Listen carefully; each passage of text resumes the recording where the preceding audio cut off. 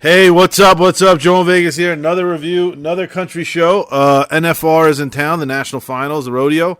So when the rodeo comes to town, I think it lasts about 10 days.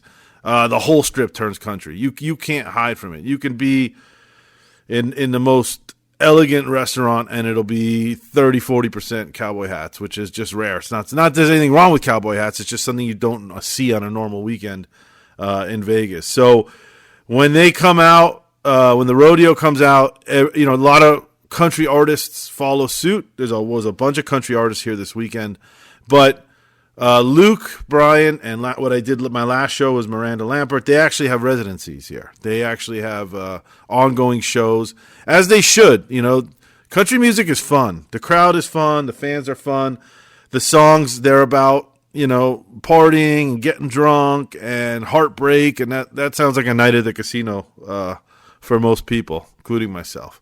So, haven't got a chance to see Luke's residency yet. I figured, the theme was there. I was feeling country. Let's go check it out. I've seen him before. I saw him before COVID when he was on tour. He played at the MGM Arena. That's the beauty of these residencies, that you get an opportunity to see these acts that you would normally see in a big arena or even a stadium. Garth Brooks is starting up his residency at Caesars. Last time I saw him was at the football stadium with 60, 70,000 people, and now he's playing a room of 4,000 or 5,000 people.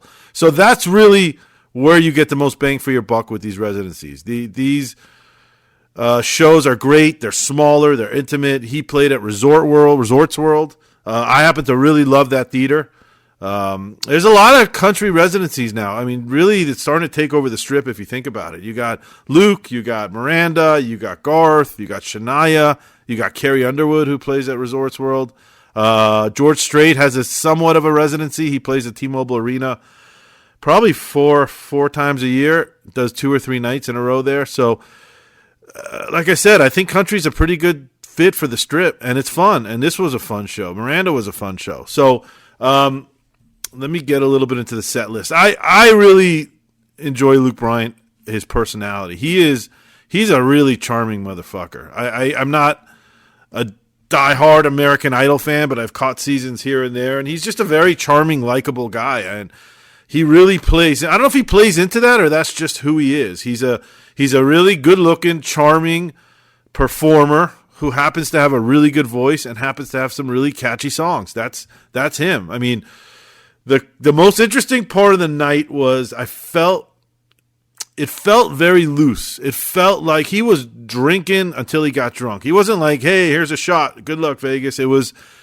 drinking throughout the show. And you could see he was getting drunker and drunker and drunker. And, he talked a lot about gambling, which made you believe him. These weren't, I always think with these residencies, sometimes they hire like a screenwriter, like screenwriters or joke writers to write them a little bit of, banter in between the songs. But Luke felt really natural. He's a natural degenerate like I am, so I kind of related to him. Like I said, he talked a lot about gambling. He drank a lot. He was handing out beers in the second song, going through the crowd. At first I thought that was shtick, but it turned out no. He kept drinking, and he kept drinking. And there was one time where he sat down at a piano and he had like a lime on the piano next to the cup. It wasn't like a manufactured drink. You could tell he was just drinking, and he was having fun, and he was loose.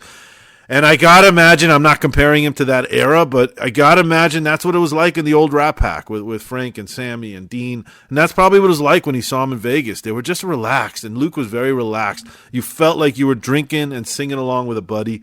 And that's his biggest draw, I think. He's really good at that. He makes you feel like you're just with him at a bar drinking, and I think he's sincere. I really do. I think if you saw him out in the casino a few hours later, he'll get drunk with you and he'll hang out with you. He's good. Anyway, let me get to the music because that's what you're here for. So he starts with a big one. That's My Kind of Night, and then he does All My Friends Say, then One Margarita, Knockin' Boots, Sunrise, Sunburn, Sunset, Roller Coaster. He had this cool stage. At first, I didn't like it. I thought it was too much going on. It looked like, I don't know who's listening to this. There was an old video game called Cubert, I think it was called, back in the day, where these like little hexagon shapes, and you would jump from one thing to the other. That's what it reminded me of. There were these hexagon shapes, and it was like it went up like 3 levels, and they had a guitarist and a drummer, and I was like, it's a lot going on. You could barely see, and they all had monitors on them and screens on them. And then he started to get into certain songs, like the next one called Waves, where the thing started going up and down, and it made it look like a wave, and they were projecting a wave on the monitors on them. It's hard to explain unless you've seen it. I'm going to post some videos, so maybe you'll see it in that. And all of a sudden, I'm like, wow, this is actually a pretty cool stage. There was a lot of movement to it. They did a lot with it. Resort World's it's a cool venue. It's really, all the seats are good. The stage is big. There's a lot of lighting and a lot of production there, so it's really good. Then he does What Makes You Country, Hunting, Fishing, and Loving Every Day, Kick Up the Dust, Rain Is a Good Thing. I like that song. I remember that song. I don't know a lot of these country songs. He probably had three or four songs that I knew going into it. I'm not a country fan, but that's the thing I love about country is that song, Rain Is a Good Thing. That was a song that was like, rain makes corn, and corn makes whiskey, and whiskey makes her frisky. First time I've ever heard that song in my life, and I remember half the lyrics. That's the beauty of country. They're very easy. The songs go down easy, and they stay in your head, and that's what makes country, at least this era of country, pretty good. So, Drunk on You, Crash My Party, Down to One. I don't remember where in the set list it was. Somewhere around here in the set list, he sat down at a piano. Like I said, he was getting drunk, and he sang some Adele songs. He sang, I forgot what other songs.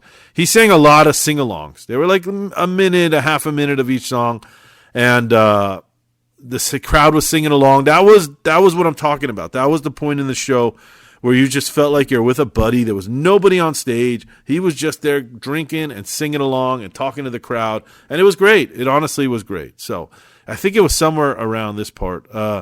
Did Crash My Party, Down to One, Someone Else Calling You Baby, Kiss Tomorrow Goodbye, Strip It Down, Do I, Drink a Beer, Move, Play It Again, Country Girl, Shake It For Me, and I Don't Want This Night to End. And for the last 2 songs, I think. Yeah, for the last song and a half, this big walkway came down over the crowd that he went onto his platform. He went onto it and it raised up. So if you're in the upper level, and you're not that far. It's not a huge venue, but if you are up on the balcony, wait for the last 2 songs. Get your camera ready because he comes pretty close to you, and you guys will get a kick out of that. But all in all, it's a great show. It's like Miranda. I mean, they're different artists. They're very different artists, but they're fun. And again, I keep saying it. I really enjoy country shows, but for some reason, I don't come home and put them on the radio, and I don't know why. I just don't know why. I gotta shake that. But overall, it's such a fun show. I mean, even if you're not a country fan, and I'm not, you'll see. If you go to these shows in Vegas, you will have a great time. They're not expensive. These other shows are I looked at Adele. I'm still trying to go to Adele. Tickets are holding at $700-$800 all the way up top. What other shows was I looking at this weekend? Aerosmith was expensive. Andrea Bocelli, it's fucking expensive. I think I paid $120 for my Luke Bryan. I was on the lower level. I had great seats.